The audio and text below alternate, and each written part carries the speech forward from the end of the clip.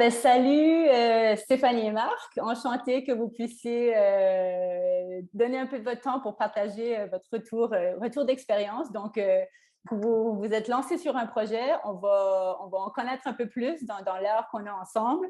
Ben, commençons par présentez-vous un peu individuellement qui vous êtes, d'où vous venez, pour qu'on vous connaisse un peu plus. Bonjour, donc je m'appelle Marc, j'ai 41 ans. Je suis né au bord de l'océan Atlantique, à Hossegor. Donc j'ai toujours baigné dans le milieu maritime. Et voilà, et j'ai jamais quitté au niveau de mes passions et de mes activités ce milieu-là. Et moi, je viens du Gers, je suis née dans le Gers et j'ai rejoint Marc il y a 14 ans dans la région, à Hossegor dans un premier temps et à Souston dans un deuxième temps. Et voilà. Et moi, c'est pareil, j'aime beaucoup la mer, l'océan, et habiter en tout cas dans ce milieu-là. Voilà. La découverte du bateau même, c'était plutôt par la voile légère. Ici, il y a des lacs, il y a pas mal de plans d'eau où on fait de la voile légère. Donc, j'ai débuté comme ça, même de la planche à voile. Et ensuite, pour le voilier habitable, ça a été un petit peu plus sur le tard. D'abord par le biais d'amis qui avaient des bateaux ici sur le port, à côté de chez moi. Ou par de la formation. Voilà, j'ai pris des cours de formation de voile habitable. Avec un skipper, ici sur place. Voilà. Moi, mes premières expériences en bateau, c'était quand j'étais ado. En fait, mon ami d'enfance, son papa avait un voilier. Et donc, en fait, j'ai été invitée 2 fois. Donc, on a fait les Baléares une première fois, sur 15 jours, 3 semaines. Et une deuxième fois, on a fait les îles grecques. Voilà, et ça s'était très bien passé. Enfin, j'en avais vraiment gardé un très bon souvenir. Après, avant de partir, moi j'ai fait une formation avec Marc sur le bassin d'Arcachon. Voilà. Et puis après, l'idée, c'était surtout de me former au cours du voyage. Voilà. Moi, j'ai pas une grande expérience de navigatrice. Et c'était pas le mode de voyage qui était une évidence au départ. En fait, on voulait partir en voyage, mais c'était pas forcément en bateau dès le départ. Comment est-ce que tout a commencé, a été semé et qu'est-ce qui vous a amené finalement à partir en voilier? Alors, au départ, c'était vraiment l'envie de voyager, voilà, de connaître d'autres pays, d'autres modes de vie, voilà. Après, donc, on s'est posé la question du sac à dos, enfin, le voyage en avion, le sac à dos, le voyage en camping-car. Et puis, finalement, on s'est dit qu'avec les enfants, on aurait besoin d'une petite maison. En fait, on ne se voyait pas barouder un sac à dos d'un pays à un autre. On s'est dit ça, c'est peut-être la version un peu fatigante, en fait. Après le camping-car, on s'est dit c'est peut-être un peu petit pour vivre à 5 dans un camping-car. On a un peu redouté ça, le fait que ce soit petit. Et aussi, moi, je redoutais les longs trajets en camping-car, en fait, parce que je ne suis pas très, très bien en voiture, etc. Et je me suis dit, est-ce que, voilà, d'enchaîner les kilomètres, est-ce que ça va me plaire? Et finalement, Marc, quand même, avait envie de vivre une expérience en bateau. Et donc, moi, je me suis laissée embarquer par ça, en fait. Il y a pas mal de coins qu'on voulait visiter qui étaient plus accessibles en bateau, qui se prêtaient bien à être visités et à être abordés en bateau. Donc, on est parti là-dessus. Et après, mon attirance pour la mer, c'est vrai que moi, je me dirigeais plus vers le bateau, oui, quand même. Ouais. Après, le camping-car, on avait toujours la même idée. On a toujours été d'accord, de toute façon, là-dessus. C'est vrai qu'à 5, ça aurait été peut-être un peu petit. Dans certaines circonstances, le mauvais temps, les jours de pluie, bon voilà, donc on a opté pour le bateau. D'accord. Et pour préciser, vous avez 3 enfants, effectivement, parce que vous parlez de votre famille de 5, et ils ont, rappelez-moi quel âge ils ont? Alors, il y a Ganaël qui a 14 ans, l'aîné, Romane, la deuxième, qui a 11 ans et demi, et le dernier qui a 6 ans et demi, Timothée.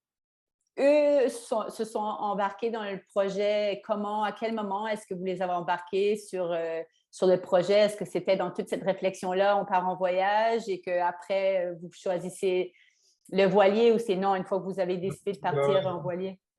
Dès le départ, enfin, on a parlé de partir en voyage comme ça, donc de quitter, de vendre notre maison, de quitter la maison, de quitter les copains. Plusieurs années, au moins 2 ans avant de partir, hein. Au moins, oui. Et donc, on a essayé de trouver le bon moment pour le faire, de fixer une date, de se dire, voilà, à tel moment, on va partir. Donc, les deux garçons, ça a été plutôt facile. Il n'y avait pas de souci. Ils se sentaient bien de partir.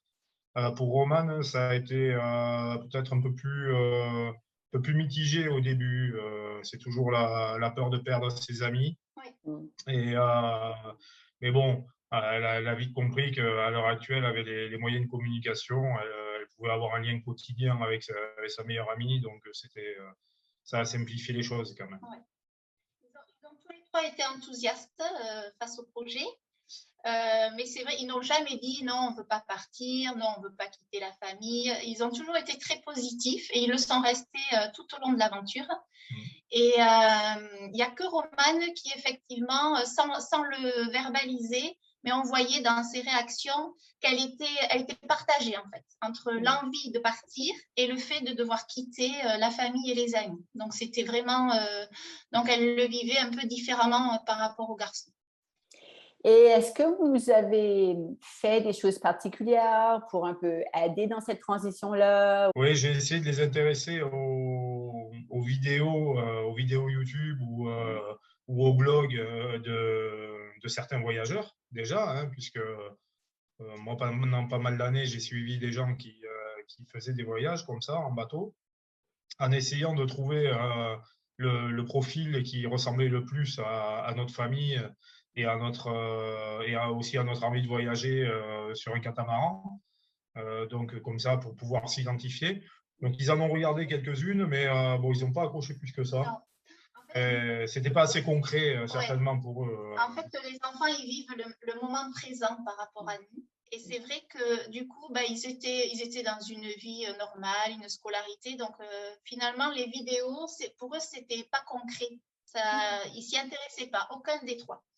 Et maintenant qu'on est parti, ils suivent des familles que l'on suit depuis que l'on voyage et ils prennent plaisir parce que ça… Oui, parce que ça reflète quelque chose pour eux qu'ils ont vécu, quoi. Et là, maintenant, oui, ils s'y intéressent. Mais c'est vrai qu'avant de partir, ils n'ont pas accroché à ça. Après, on regardait souvent à la télé depuis des années les reportages qui passent souvent sur des familles qui voyagent. Notamment, on a vu Fleur Austral, on les a suivis dans les différents reportages qu'on a pu voir à la télé. Et ça, par contre, ils accrochaient. Ils accrochaient bien. Et oui, voilà. Après, c'est vrai qu'on aurait aimé faire davantage, partir en vacances en voilier et tout ça, mais avec les 2 années Covid qu'il y a eu, ça nous a complètement coupé l'herbe sous les pieds, quoi. Vraiment, ça a été même quand on a acheté le bateau, on avait prévu de faire un petit périple avant de vraiment partir, et ça, on n'a pas pu le faire. Ouais. Ils n'ont même pas vu le bateau, c'est-à-dire que quand on est parti, on les a amenés sur le bateau et en suivant, on est parti, quoi. On n'a même pas pu leur présenter le bateau, l'acheter avec eux puisqu'on l'a acheté en Espagne et que quand on l'a acheté, on ne pouvait pas aller en Espagne librement. Donc, justement, parlez-moi de cette transition-là. Donc, évidemment, dans votre cas, ça a été impacté par le COVID. Est-ce que dans votre préparation, vous aviez prévu des choses que vous n'avez pas réussi de faire? Est-ce que vous avez réussi à faire des choses parce que vous étiez préparé en amont, comme des formations ou des choses comme ça pour vous, pour les enfants ou quoi que ce soit? Parlez-moi un peu de cette préparation-là jusqu'au moment où vous arrivez sur le bateau. Alors, justement, nous, on a acheté le bateau, c'était au mois de décembre, et on avait prévu de naviguer pour les vacances scolaires, donc de février, du mois d'avril, pour les ponts du mois de mai. Donc, on parle bien de décembre 2020, parce que vous êtes parti en juin 2021. C'est bien ça? C'est ça. Oui. En décembre 2020. Donc, on voulait naviguer, donc au moins avoir 3 périodes de navigation assez longues, d'au moins 15 jours. Et donc ça n'a pas pu se faire. Donc, dans la préparation, dans l'aménagement du bateau, dans la prise en main, notamment la prise de repères hein, pour Stéphanie, pour les enfants, ça a été un peu plus brutal puisqu'on y a été au mois de juin et on a tout fait au mois de juin en une semaine avant de quitter le port. Donc ça a été un peu brutal et du coup, on a aussi essuyé les petits déboires du début. Au début du voyage. Donc, les 15 jours, les déboires techniques, oui. Donc, les 15 jours, 3 semaines du début ont été un peu compliqués. Mais à cause du déficit de préparation qu'on a eu au printemps, quoi. Hein. Et vous aviez pris des formations en particulier ou non, de par l'expérience que vous aviez avant? Non, parce que moi, je suis issu du milieu médical, donc pour tout ce qui est secours, ça, moi, je vais pas dire que j'avais rien à apprendre, mais enfin, je suis issu de ça, donc je maîtrisais. Après, j'ai fait une reconversion, je suis éducateur sportif maintenant, donc j'avais aussi les formations de premier secours, et bon, c'est dans le milieu maritime aussi, donc je maîtrisais tout ça. Ensuite, formation à la voile, bon, c'est ce qu'on avait fait avant, mais on n'a pas fait de formation de survie particulière. Après, de formation mécanique, c'est pareil, c'est quelque chose que je connais parce que j'en ai toujours fait un petit peu. Donc, j'ai pas fait ça. Mais c'est un conseil que je donnerais par contre. C'est-à-dire que quand on se lance dans ce genre de projet, en bateau en tout cas, il faut clairement avoir de bonnes connaissances en mécanique, des connaissances en électronique et électricité, courant continu, on va dire, c'est important. Et formation de premier secours aussi. Parce que bon, même si nous, on n'a pas eu vraiment de problème avec les enfants, ça peut très vite arriver. Donc, c'est 3 formations qui, je pense, peuvent être intéressantes pour les gens. Pour être serein, en fait, pour partir serein. Pour les gens un peu novices, c'est bien de le faire avant de partir. Oui, parce que parfois, les gens, dans la phase de préparation, il y a tellement de choses à faire et on ne sait pas par où commencer. Et des fois, des petites formations, je ne dis pas petites en termes d'importance, mais c'est une compétence acquise. Et la compétence, tu arrives aussi à la mettre en pratique. Donc, parfois, si tu as 2 ans, 3 ans devant toi, parce qu'il y en a qui prennent vraiment le temps de préparer, se projeter, et parfois plus longtemps. Je pense que c'est important de savoir que des formations, même si ce n'est pas juste avant de partir, ça fait partie de ton bagage. Et c'est toujours bon de construire son bagage au fur et à mesure. Et parfois, quand tu ne sais pas par où commencer, déjà des formations dans les secteurs que tu viens de mentionner, ça aide à construire tes outils que tu vas avoir de besoin. Après, donc, vous avez acheté votre bateau. Comment est-ce que vous l'avez choisi?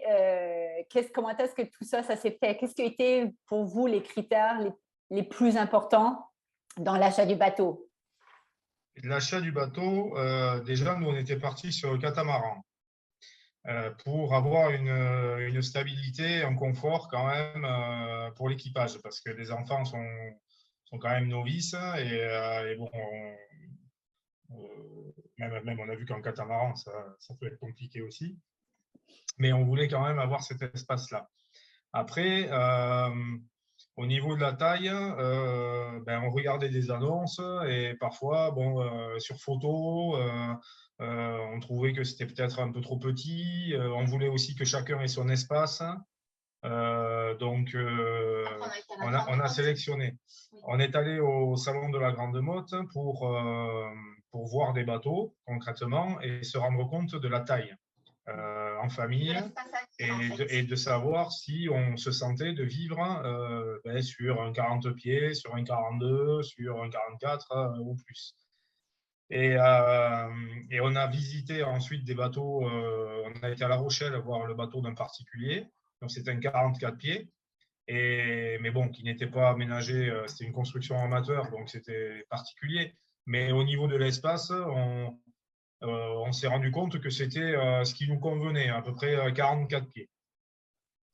Et donc, on a épluché le marché pendant les confinements liés au Covid.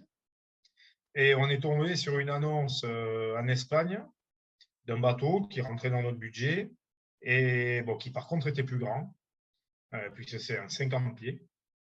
Et donc, on s'est déplacé avec Stéphanie, on a été le voir et voilà, on a trouvé qu'il était très bien, très beau et donc on s'est positionné là-dessus. Mais il faut savoir qu'au départ, dans le début de notre projet, on pensait partir des Antilles, d'acheter le bateau aux Antilles et de faire donc notre périple aux Antilles, Amérique latine et tout ça. Et on nous l'a déconseillé, donc des professionnels nous l'ont déconseillé, au salon de la Grande Motte notamment, et puis avec d'autres skippers avec qui on a parlé. Ils nous ont déconseillé d'acheter le bateau outre-mer, que c'était compliqué. Et donc, vu que ça venait, c'était un discours de professionnels, on s'est dit qu'on allait peut-être revoir notre copie et qu'on allait partir de l'Europe. Et donc, voilà, après, on cherchait un peu partout, en Italie, en Grèce. Et là, il se trouve que celui-là, il était en Espagne, au sud de l'Espagne. Donc, on est allé le chercher là-bas. Voilà. Et c'est pourquoi ils ont déconseillé de l'acheter dans les Antilles? Par rapport à la qualité des bateaux, aux expertises qui étaient aléatoires. Et le fait que ce soit des bateaux de location. Oui, beaucoup de bateaux de location, donc éprouvés. Et des bateaux, et puis des vis cachées, bien entendu, cachées par principe, c'est-à-dire qu'on ne tient pas au courant de ce qui a été fait vraiment avec ce bateau. Donc, pour un projet en famille, ils nous ont déconseillé. Alors maintenant, est-ce qu'ils avaient raison? Est-ce que nous, ça c'est... On ne sait pas, peut-être que ça aurait été très bien, mais bon, le fait est que, comme on a engagé quand même toute notre vie là-dedans, on a vendu notre maison pour ce projet-là, on ne voulait pas partir au casse-pipe, donc... on a fait les bons élèves, voilà. On les a écoutés. On s'est dit, ils ont peut-être l'expérience et nous, on ne l'a pas. Donc, on est parti d'Europe et on a voyagé en Europe. Voilà. On suit les conseils aussi, hein, ça fait partie du parcours, donc c'est difficile de dire. Mais c'est intéressant d'avoir ce point de vue-là. Oui. Donc, en juin ou en mai, vous êtes déménagé sur le bateau, 2021. Mm-hmm. Et après, c'était quoi votre projet? Qu'est-ce qui est arrivé après? Après, on avait fait un parcours. On voulait faire le sud de la France, puisque Marc ne connaissait pas du tout le sud-est. Ensuite, faire la Corse, la Sardaigne, les Baléares, rejoindre les Canaries. Et ensuite, on voulait traverser au mois de décembre pour aller sur les Antilles. Voilà, ça, c'était le projet initial. Et on a appris très vite qu'il y avait le plan A, le plan B, le plan C. On se rend vite compte que dans le plan, il n'y a plus de plan. Oui, depuis très, très vite. Dès le premier mois, on a eu des problèmes techniques, alors pas énormes, mais qui nous ont de suite ralenti. Ouais. Et qui ont commencé à gréver le budget. Parce que nous, l'idée, c'était quand même de partir dans un voyage au long cours, mais tout en travaillant assez rapidement. Alors, on n'est pas parti avec des finances pour voyager 3 années. Donc vous aviez des petites économies pour quelques mois, le temps de vous relancer. Vous aviez déjà un projet en tête? Oui. Moi, je suis moniteur de plongée, donc, plongeur professionnel aussi. Donc, je comptais travailler, pas spécialement faire les saisons, mais je voulais accueillir du monde à bord pour les faire plonger. Et donc, on avait monté tout ça avec des supports publicitaires et tout. Tout était bien carré. Et on s'est vite rendu compte que c'est assez compliqué à mettre en place. Je ne pensais pas que ça allait être aussi compliqué à mettre en œuvre dans nos déplacements, quoi, en fonction des endroits où on se trouvait. Parce que au mois de juillet, la météo nous a chassés à chaque fois de là où on était. Donc, il a fallu à chaque fois se déplacer pour se mettre à l'abri. Et ensuite, quand on se retrouve dans certains lieux, en Corse ou en Sardaigne, c'est compliqué de mettre en place ça quand on est là que maximum pour une semaine. D'aborder le touriste qui a déjà des activités qui sont sur place, dans les hôtels, sur les plages. Donc tout ça, ça a été un petit peu compliqué. Et on s'est rendu compte que ça allait être dur de travailler. En tout cas, on n'a pas pu le mettre en place, non, on n'a pas pu le mettre en place en Europe. Non. Voilà, oui, la formule que vous aviez imaginée avait été difficile exactement. de le faire parce que vous étiez toujours en déplacement et avec et l'instabilité. Parfois, on arrivait dans des endroits où il y avait déjà un club de plongée, des choses comme ça, et là, il n'était pas question de proposer le même service que celui qui était proposé à 100 mètres. Quoi. Donc ça, c'était pas possible. Et après, on s'est aussi rendu compte que de tout concilier, c'est-à-dire les enfants, donc l'école le matin, après, ils sont désœuvrés, il faut les occuper, voilà. On s'est dit, là, ça va être quand même assez compliqué de tout faire un business à côté. Tout faire, et tout en essayant aussi de se reposer aussi, parce qu'en fait, sinon, on est tout le temps en action, quoi. Donc, si on continue le voyage, vous avez fait la Corse, vous avez fait la Sardaigne. Après, vous êtes les Baléares. Les Baléares, donc Minorque, Majorque. Donc là, on était déjà hors délai parce qu'on était au mois de novembre, début novembre. Et donc, on a rejoint l'Espagne et on est descendu on a fait des sauts de puce jusqu'à Gibraltar. On est resté bloqué à Gibraltar par la météo. On cherchait une fenêtre pour descendre sur les Canaries. On a fait une première tentative de traverser. Donc, on a traversé, mais les conditions étaient vraiment trop mauvaises. Donc, on a fait demi-tour et on est arrêté à Cadiz, au sud de l'Espagne, où on a attendu encore un mois. Et on est parti après Noël, on est parti pour les Canaries, donc à Lanzarote. Et on est resté tout l'hiver aux Canaries. Donc on a fait 5 îles sur les 7. Et on a terminé par Madère. Et on a arrêté notre voyage à Madère, hein, c'est-à-dire que Stéphanie et les enfants sont rentrés en avion. Et moi, j'ai remonté le bateau sur le sud-ouest, ici, je ne sais pas, 15 jours après. Fermé, c'était. Voilà. Justement, sur le point des enfants, vous aviez décidé de faire comment avec l'éducation des enfants? Là, c'était au mois de juin, il y avait une période un peu d'été, j'imagine, donc vous aviez peut-être 2 mois de pause. Oui. C'est ça. Mais comment est-ce que vous étiez projeté sur cet équilibre-là avec les enfants et l'école sur le bateau? Alors, en fait, pendant l'été, donc, on n'a pas fait école, mais très vite, on s'est rendu compte quand même que, et ça, on était d'accord, que d'aller d'une plage à une autre ou d'une crique à une autre, c'est sous le mode vacances, ça allait être assez vite limité pour nous.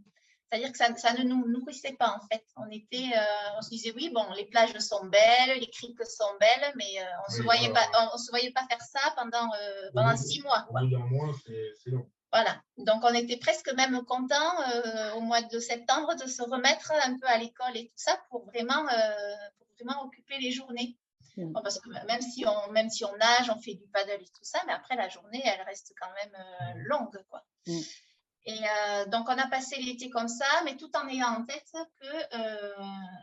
qu'il allait falloir trouver autre chose. Dès la Corse, on s'est dit, c'est super, mais puis on a rencontré très peu de gens, vraiment en Corse, en Sardaigne, bon, les locaux, mais finalement, on n'a pas établi de lien avec les locaux parce qu'on ne reste pas suffisamment longtemps dans les endroits pour établir des liens. Et vraiment, les touristes, qui sont en voilier, en bateau, ils ne cherchent pas le contact, en fait, comme des familles qui voyagent. Donc, on s'est retrouvés, à dire bonjour, etc., mais sans établir plus de contact que ça. Et donc ça, on s'est vite retrouvé un petit peu en manque de lien social. Dès l'été, ça a été net pour nous, quoi. Ouais. On pensait rencontrer plus de familles en voyage. Et en fait, il y avait il y avait quelques familles, mais qui étaient en location pour une semaine ou pour Semaine de quelques vacances. jours. Et qui ne recherchent pas du Qui tout ne le même... recherchent pas le contact, qui sont là pour profiter de leurs vacances. Donc, Ils se pour baignent les autour du enfants, bateau, ils font des activités touristiques sur place et c'est il n'y a, ça. il y a Mais pas ils s'en seulement... vont. Ouais, c'est ça. Ils font 3-4 mouillages dans la semaine et puis et c'est terminé. Ouais. Voilà. Donc, nous, dès le 1er septembre, on s'est remis à l'école. Donc, on avait opté pour une formule, comme Stéphanie est enseignante du premier degré, elle sait ce qu'elle fait. Et du coup, on avait des manuels, on a acheté des manuels qui suivent le programme de toutes les matières avec des compléments. Donc, on avait beaucoup de support quand même. Ouais. Et donc, on a fait l'enseignement comme ça. On n'a pas fait de cours Legendre, de CNED, de tout ça. Alors moi, je me suis renseignée par rapport aux différentes formules. Alors déjà, il y avait un coût. Pour les 3 enfants, ça faisait vraiment... il y en avait qui étaient très intéressantes, mais voilà, qui dépassaient 1 000 € par enfant. Donc voilà, ça faisait un coût qui n'était pas négligeable. Et ensuite, on avait peur aussi de la liaison Internet en fonction des formules que l'on allait avoir plus ou moins bien. Et donc, on s'est dit, bon, il faudrait vraiment que du support papier. Voilà. Alors, la formule que l'on a choisie, moi, je dirais que, bon, pour Timothée, comme en fait, j'étais sa maîtresse, ça a été parfait. Il était en CP en plus, donc voilà, pour lui, ça a été parfait. Romane, qui est une enfant qui est très autonome dans ses apprentissages, ce qu'on lui a proposé, c'était bien, puisqu'en fait, elle a fait le programme de 6e et elle a complété par le programme de 5e en approfondissant les compétences de 6e qu'elle avait vues. C'est-à-dire qu'on ne lui a pas fait des nouveautés, mais elle a refait des choses qu'elle avait déjà vues en 6e en programme de 5e. Et par contre, Ganaël, lui, c'est un enfant qui demande beaucoup d'attention, en fait. Il faut vraiment être à côté pour être sûr qu'il fasse les choses bien. Sinon, c'est plein d'erreurs parce qu'il lit trop vite, il lit trop vite les textes, il lit trop vite les consignes. Donc, si on n'est pas à côté, je pense que quelle que soit la formule, le résultat, il n'est pas bon. Que ce soit le CNED, que ce soit une autre méthode, celle que l'on a faite, finalement, elle convenait, mais ça demande que l'adulte soit à côté de lui. Voilà. C'est ça. Lui, il a besoin de quelqu'un à côté. Donc là, ça correspondait parce que c'était le seul élève de sa classe. Mais bon, on se dit il faut vraiment avoir un cadre avec ce genre de profil. Il faut vraiment se tenir à faire l'école tous les jours et à avoir une méthodologie assez stricte. Parce que je pense que si on avait lâché, ça pourrait le mettre en difficulté pour cette année où il va reprendre le collège. Donc voilà, en fonction des profils de l'enfant, ça peut se passer très bien, comme ça peut générer de la difficulté, je pense. Voilà, il faut faire attention à ça. Donc nous, sur les trois s'en sont très bien sortis. On a bouclé les programmes, on verra, oui. Normalement, ça devrait aller. Oui. Mais bon, par exemple, comme dit Stéphanie, le profil de Ganaël, par exemple, il faut faire attention parce qu'on peut vite le mettre en difficulté pour son retour. Parce que même si on fait un voyage, nous on a voyagé 1 an, mais même si on part sur un voyage plus long, tôt ou tard, il va devoir reprendre le cursus et se retrouver donc avec des professeurs, avec d'autres élèves et avec un niveau de compétences qu'on va lui demander, de compétences acquises. Donc, il faut faire attention à tout ça. Oui, puis je pense que la question de l'éducation des enfants, c'est aussi important justement de le regarder dans le cadre du projet. Donc, si c'est pour 1 an, si c'est pour 2 ans, si c'est pour 3 ans, je pense qu'il y a potentiellement différentes approches à avoir en fonction aussi de bien connaître ses enfants. Et est-ce que vous trouvez que cette année, vous avez découvert des choses chez eux que vous ne savez pas nécessairement? On savait comment, parce qu'on était là pour les devoirs et tout ça, on connaissait nos enfants. Pendant le confinement, on les a instruits pendant 3 mois pratiquement. Donc, on connaissait le profil de chacun. Ensuite, ce qui est sûr, c'est que par exemple, Ganaël, je pense que ce qui est bénéfique pour lui, c'est l'émulation de la classe. Voilà. Et que là, de se retrouver seul à la longue, c'est pesant. Après, moi, je pense que par rapport au recul que l'on a de notre année, je pense que c'est mieux de partir avec des enfants plus petits. Parce que là, il y a quand même, quand on est au collège, il y a des matières que nous, en tant que parents, on ne maîtrise pas. On a beau dire, hein, même si moi je suis enseignante dans le primaire, il y a des matières de collège, je ne maîtrise pas du tout. Donc on sait que du coup, ça, on le fait un petit peu de façon aléatoire. Et puis après, ça veut dire aussi qu'il y a une autre pression, parce que si on veut faire à peu près toutes les matières, c'est entre 2 et 3 heures d'enseignement par jour. On ne peut pas y couper, sinon c'est sûr qu'on laisse des choses de côté. Et 2 et 3 heures par jour, ça demande quand même de l'investissement personnel, quoi. Alors qu'avec des enfants plus petits, vraiment, si on part sur une école tous les jours, 1h30, 2 heures, je pense que ça suffit. Mais là, c'était plutôt 2h30, 3 heures. Donc, ça veut dire que c'est pas rien sur une journée. C'est toujours intéressant de voir un peu l'approche que chaque parent peut avoir par rapport à ça. C'est beaucoup, beaucoup de questions. Ça fait parmi les 3 plus grandes questions qu'on nous pose quand on part en voyage, c'est justement comment on gère tout ça. Et on a croisé des familles avec des enfants de notre âge, enfin des enfants qui avaient l'âge de nos enfants et qui faisaient très, très peu de choses sur le bateau. Donc ça, après, c'est des choix de parents. Mais nous, c'est vrai que voilà, nous, on a Romane qui veut faire vétérinaire, par exemple. On ne peut pas lui dire dans 3-4 ans, ben non, tu sais, on n'a pas assez travaillé sur le bateau, tu ne peux pas rejoindre un cursus normal. Tu vois, pour nous, ce n'était pas envisageable. Même si l'école de la vie, elle est là, c'est vrai, sur un bateau, ce n'est pas suffisant. Pour moi, je pense que ce n'est pas suffisant. On ne peut pas se dire, voilà, il y a l'école de la vie, ils vont tout apprendre juste en vivant des expériences. Non, ça, ce n'est pas possible. À partir du mois de septembre, ça a mis un cadre aussi. On avait les matins qui étaient cadrés, en fait, et les après-midi où ils pouvaient faire ce qu'ils voulaient. Alors, on partait en rando, enfin, peu importe. C'était plutôt les moments en famille, l'après-midi. Mais vraiment, le matin, ça mettait un cadre et en fait, c'était bon pour tout le monde. Même pour moi, en fait, ça me faisait une activité un peu cérébrale et j'en avais besoin, en fait. Ouais, nous, on dit qu'une des choses qui est difficile, c'est de trouver la routine dans la non-routine. Oui. Et parce que le bateau... On l'avait trouvé, la routine. Vous l'avez trouvé assez rapidement et trouver cette routine-là pour vous, qu'est-ce que ça représente en tant que parent, en tant qu'en fonction de l'équilibre que vous voulez avec votre travail ou non, avec les enfants. Donc, c'est bien que vous l'ayez trouvé aussi, ce rythme-là. Il y a eu plusieurs éléments.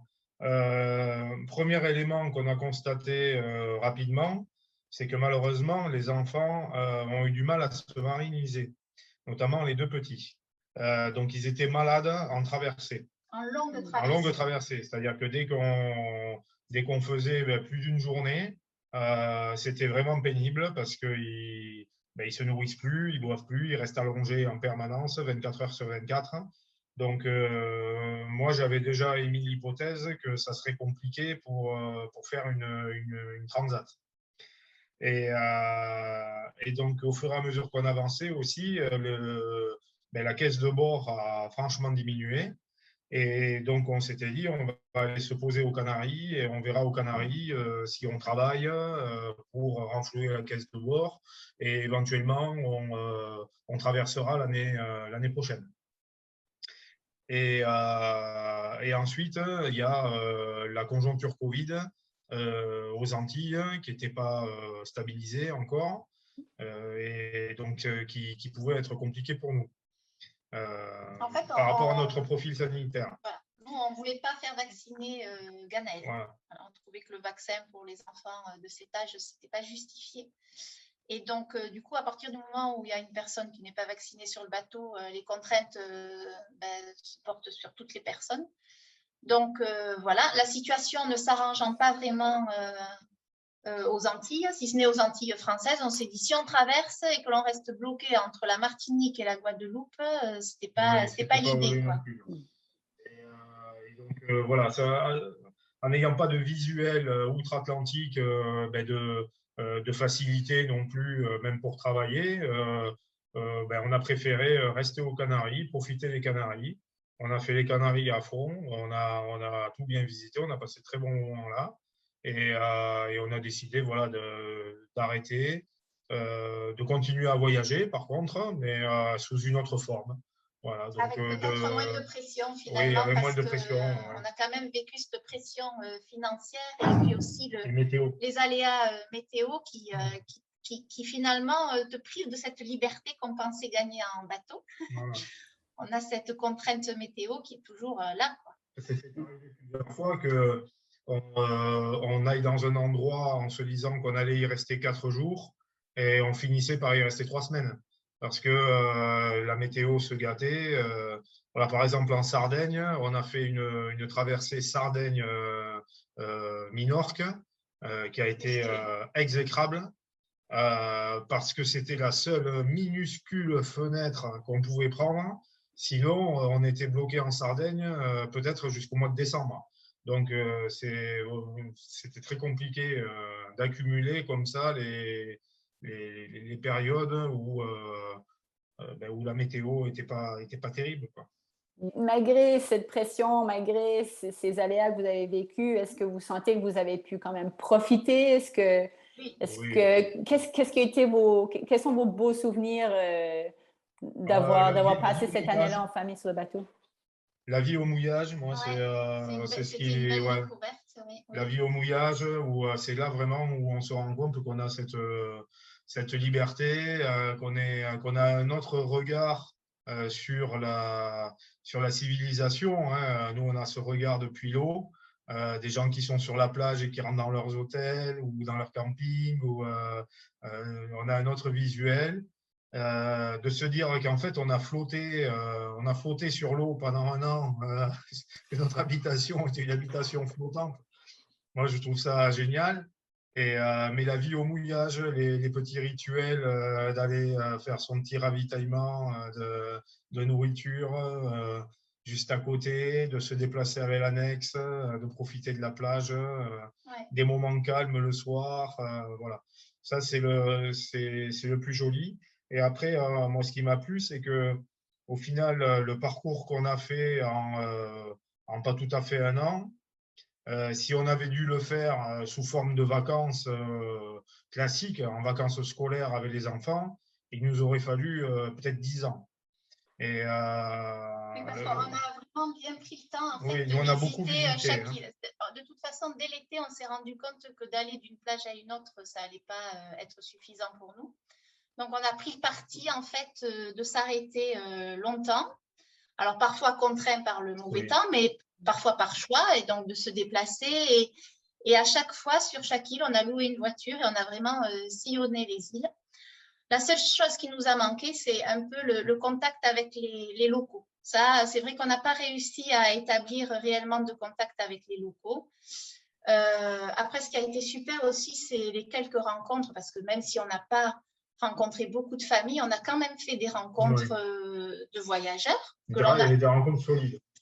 Voilà, de gens avec qui on a pu passer 15 jours et partager beaucoup de choses, et avec qui on reste en relation, du coup. Ça, c'était super. Et après, quand même, de vivre en famille comme ça, c'est une parenthèse d'un an, mais c'était chouette aussi avec les enfants, vraiment, de se rendre compte qu'en fait, que ce soit nous ou les enfants, dès qu'on arrivait quelque part, au bout de 2-3 jours, on avait de nouveau nos repères, comme si c'était notre maison, comme si c'était notre pays. Enfin, franchement, ça, je trouve que avec lui, je pense que voilà, nous qui voulons continuer à voyager, mais je pense qu'on se sentira bien où qu'on aille assez rapidement, parce que vraiment, même les enfants, très rapidement, ils s'adaptent en fait. Ah ben là, il y a un quai, là, il y a une plage, là, il y a un village, là, voilà, et puis au bout de 24 heures, c'est comme s'ils étaient chez eux, quoi, en fait. Et nous aussi. Oui, nous aussi. Alors, mais on avait besoin de ça, c'est-à-dire de se poser, je pense qu'il faut un minimum de 3-4 jours. Ouais. pour s'accaparer l'espace, ouais. s'approprier l'espace et se sentir bien. Et donc, à chaque fois dans nos escales, les escales importantes, on faisait comme ça, oui. Ouais. À chaque fois, tu as un pincement au cœur quand tu t'en vas parce que tu as l'impression de quitter la maison un peu. Tu te dis, bon, heureusement, tu sais que tu vas retrouver ça ailleurs parce que finalement, c'est toujours le même scénario. Mais du coup, voilà, moi, chaque fois, parfois, j'avais les larmes aux yeux de quitter un endroit parce qu'on y était bien. Et je me disais, bon, allez, de toute façon, ça te fait ça à chaque fois, mais tu sais que la nouvelle destination, elle sera super aussi. Est-ce que vous avez un regret d'être parti? Est-ce que vous avez un regret de finir comme ça a fini? Vous en retirez quoi de cette expérience d'avoir choisi de partir, d'être là où vous êtes rendu? Un regret, non, c'est pas de regret, mais si c'était à refaire, on le ferait peut-être différemment. Oui. On prendrait un bateau plus petit. Oui.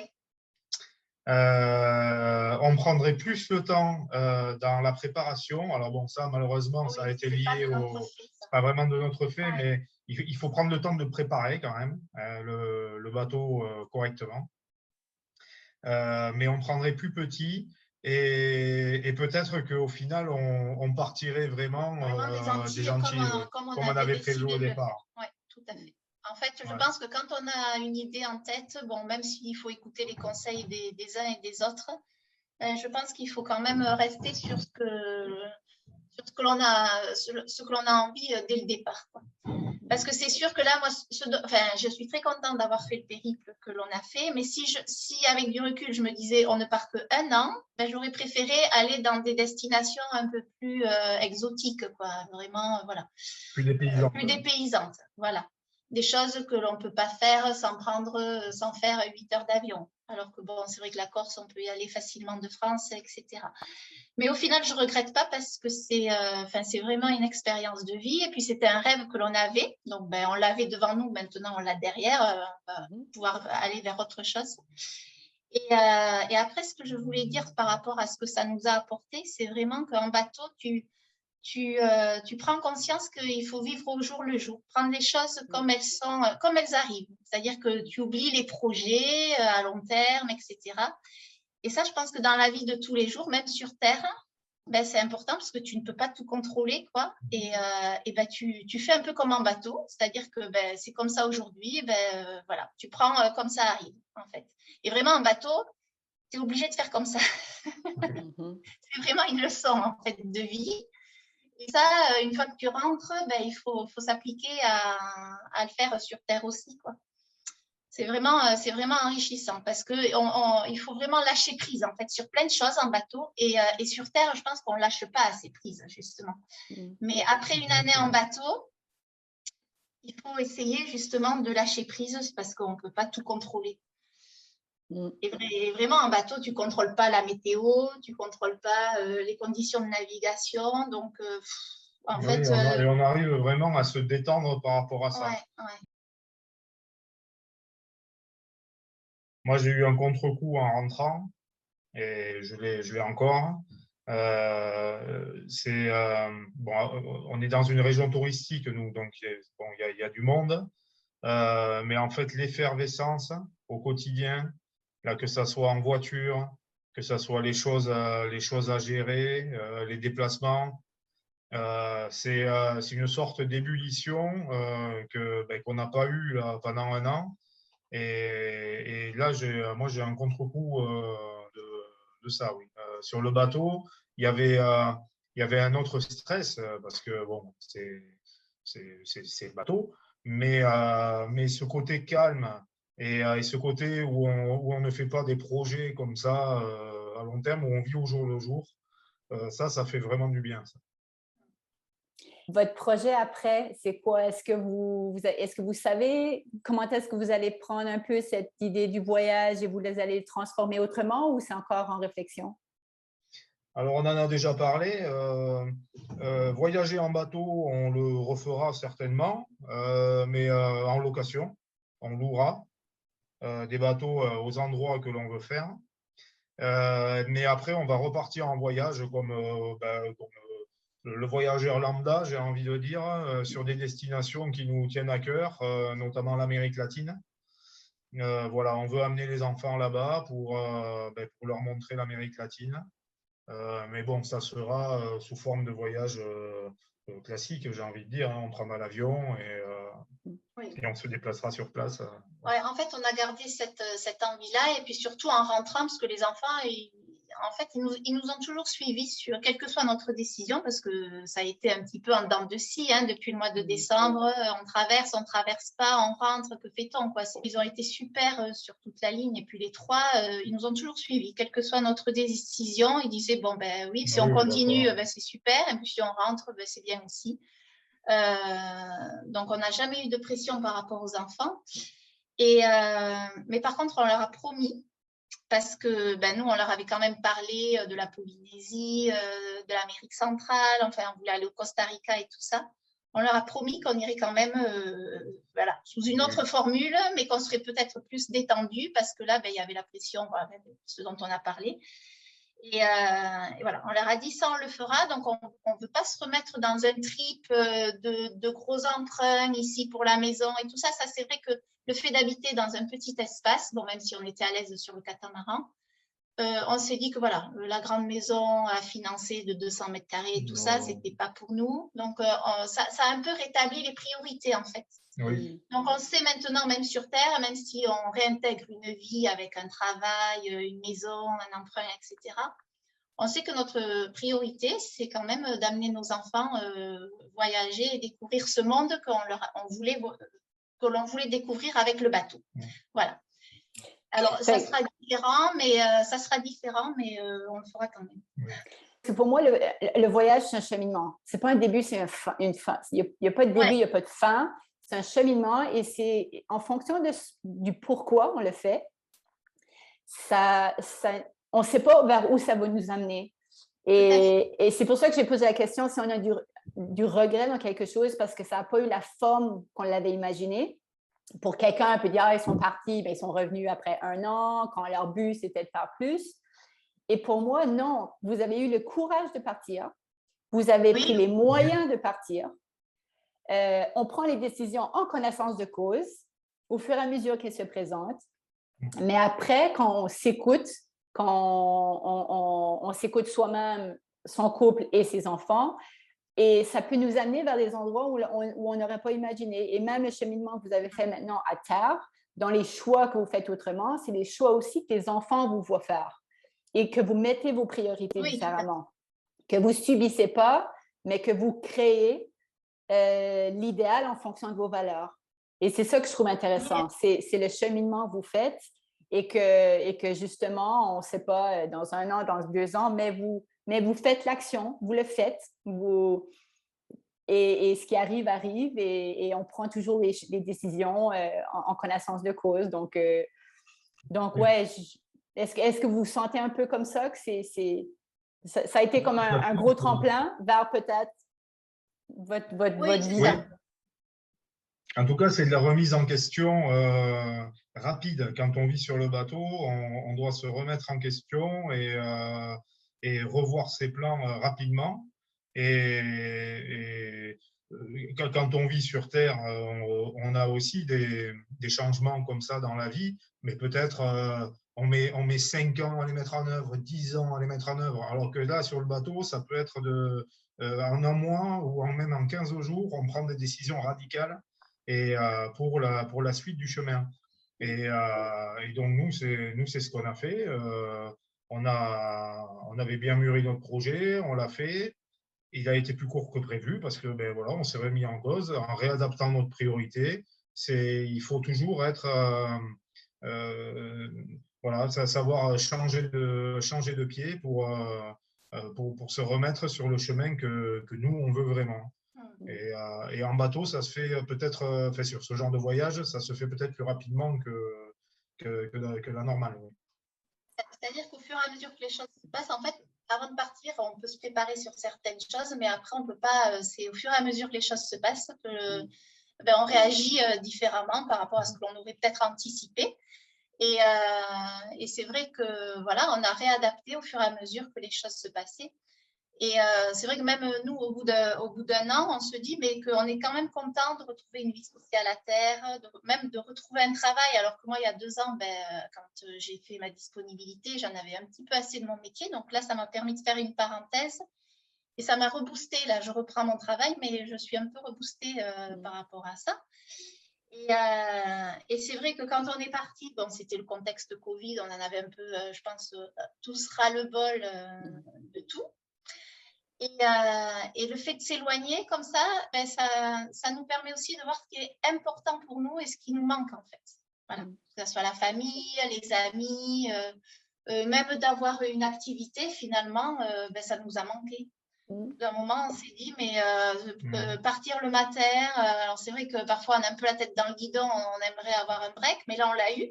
Et en fait, on revient et on va apprécier, je pense, de reprendre une activité professionnelle, que les enfants repartent chacun avec leur groupe de copains aussi, parce que nous, on a 3 enfants, mais en plus, ils ont un écart d'âge. Et puis, c'est garçon, fille, garçon. Donc, l'ambiance, c'est pas toujours facile, tu vois. Et là, je dirais que Timothée, là, il en a vraiment marre d'être un peu isolé. D'être en vacances, c'est ça. On a encore eu une crise ce matin où il voulait absolument que quelqu'un, un copain, vienne jouer avec lui. Donc lui, je pense que vraiment, il a besoin de retrouver un groupe social avec des enfants de son âge.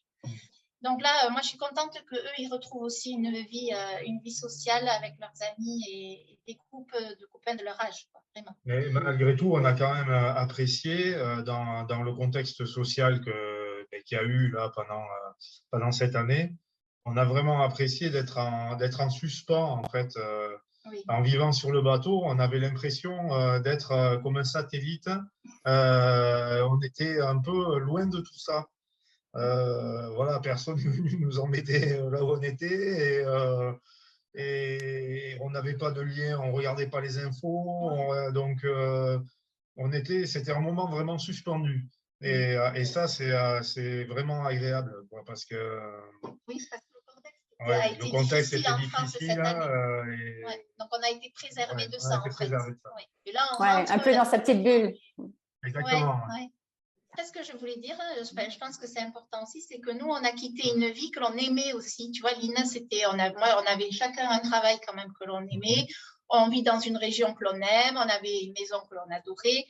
Et ça, je pense que c'est aussi important parce qu'il y a je pense que parmi les gens qui partent, il y a des gens qui quittent des situations difficiles.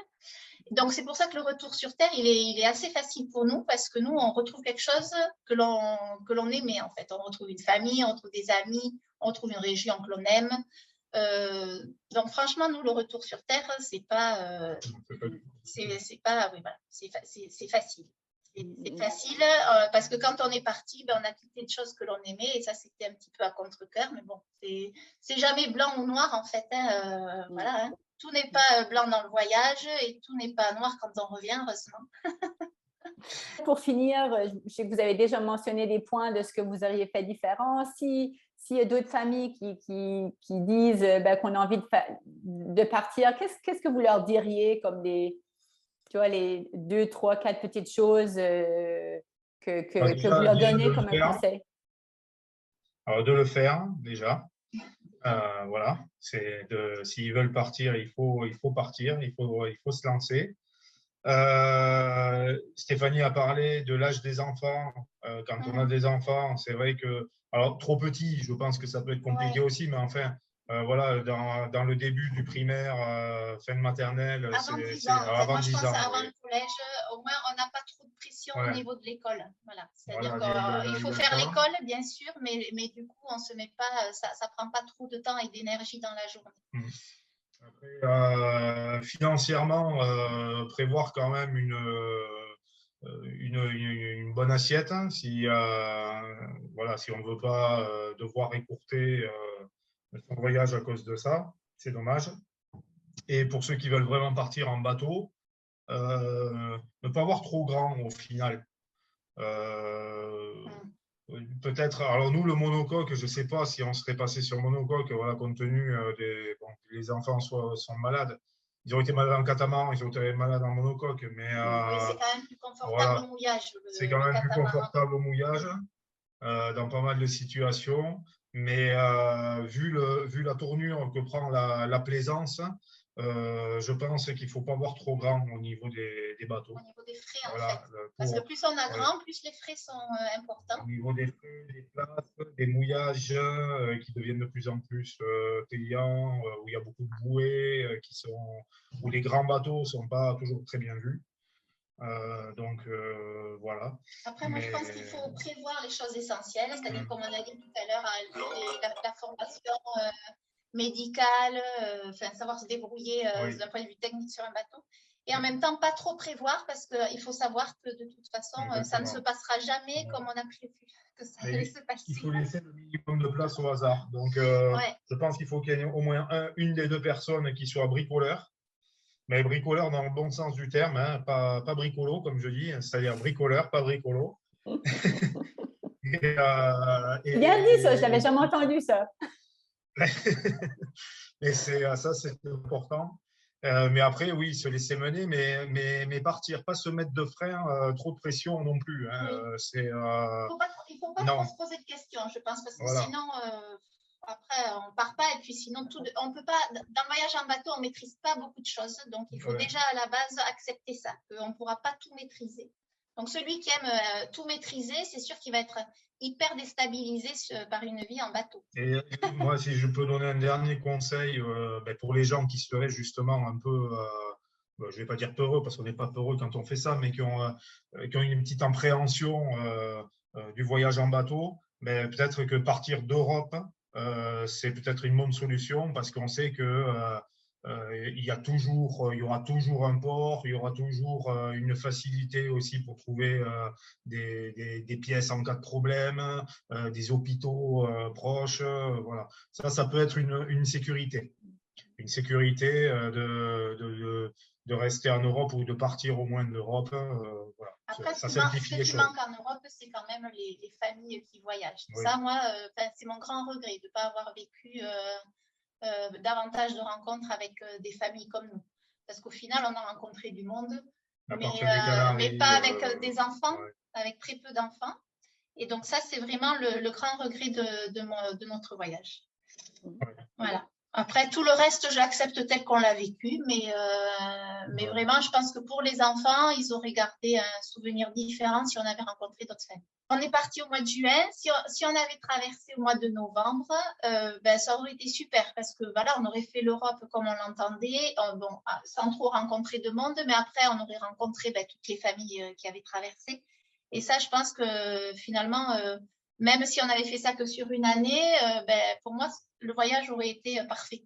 C'est vrai qu'aux Antilles, tu vois une nette différence par rapport à le nombre de personnes. C'est comme un hotspot de familles qui naviguent, européennes, américaines.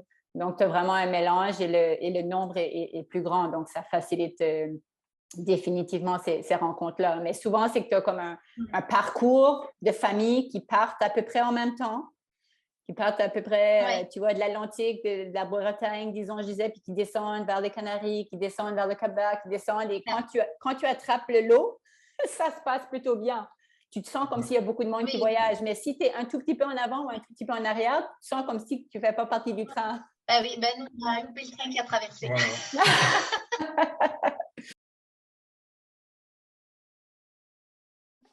Donc, vos parents étaient super gentils. Vous nous racontez un peu une partie de l'aventure dans la dernière année. C'est difficile de faire ça en 1 heure.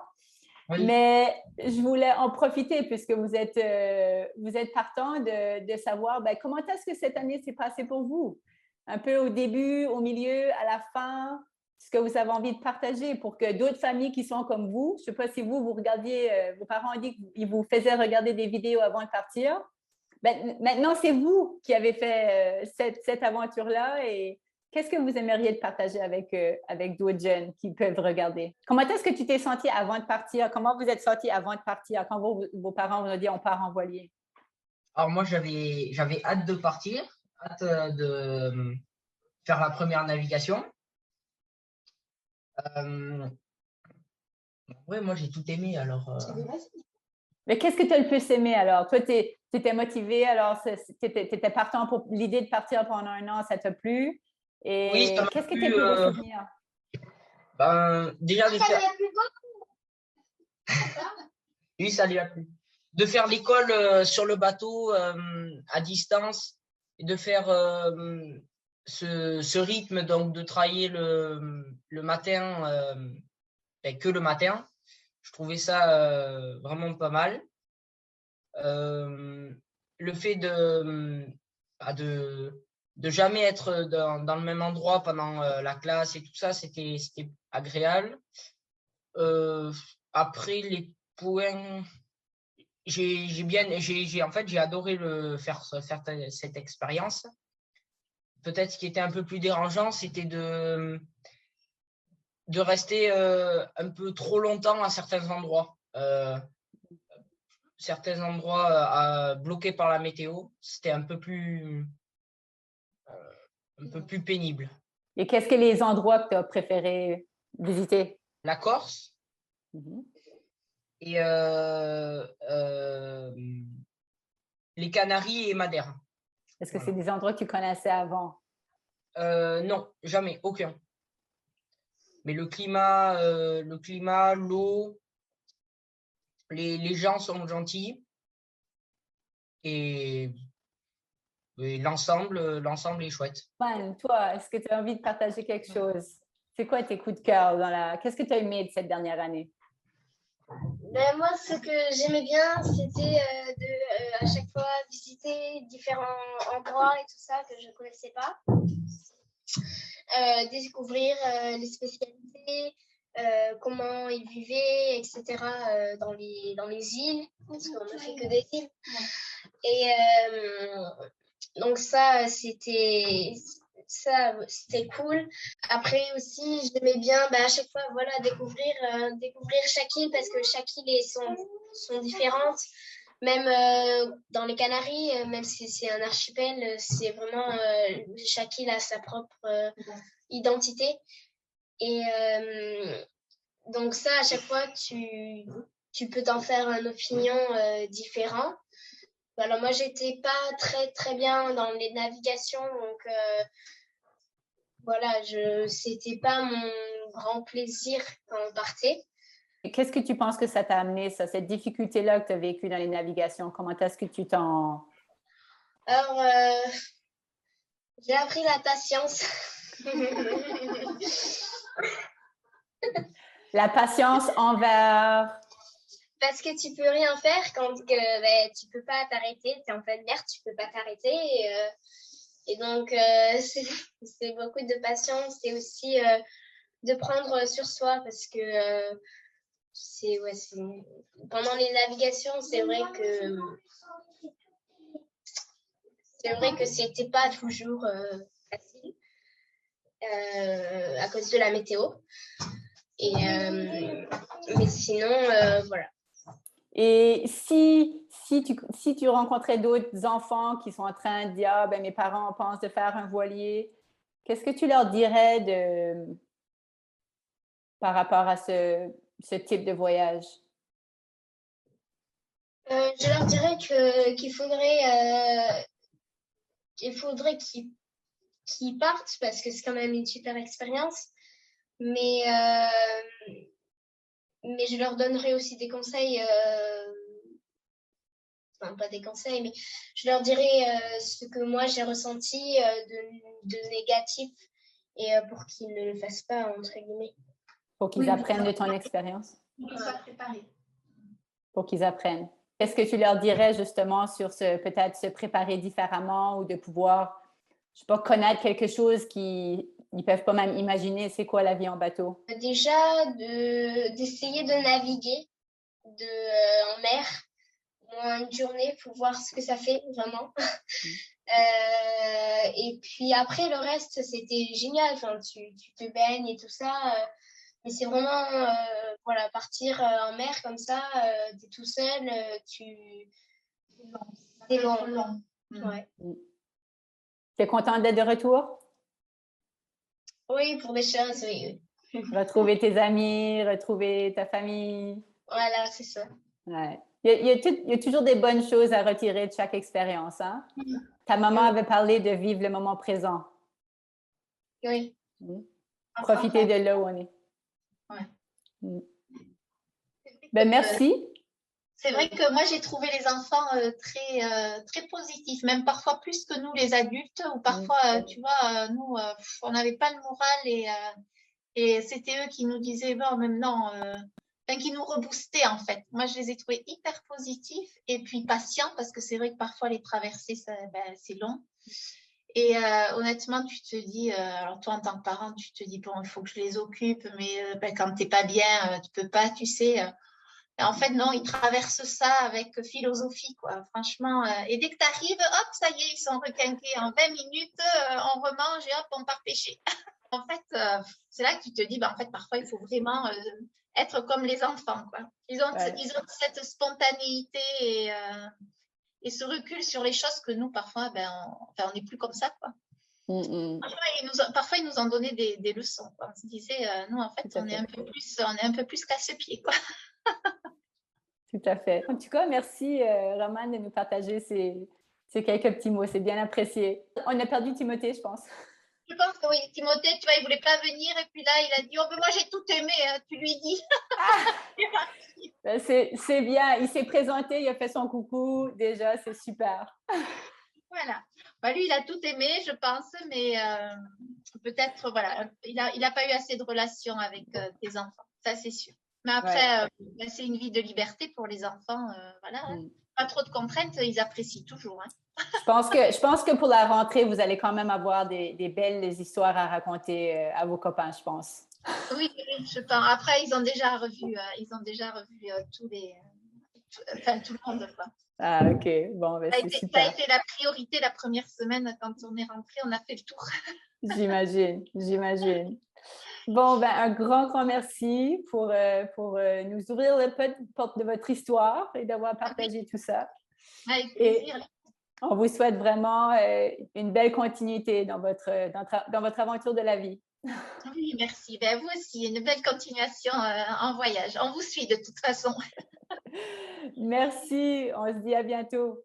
Oui, à bientôt, Lynn. Au revoir. Au revoir.